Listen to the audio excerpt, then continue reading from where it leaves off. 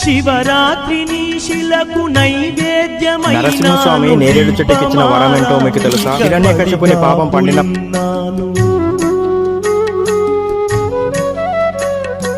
కళ్ళల్లో వేకువా దీవెననుకున్నాను, కడుపులో పేగును కోస్తవనుకోలేదు.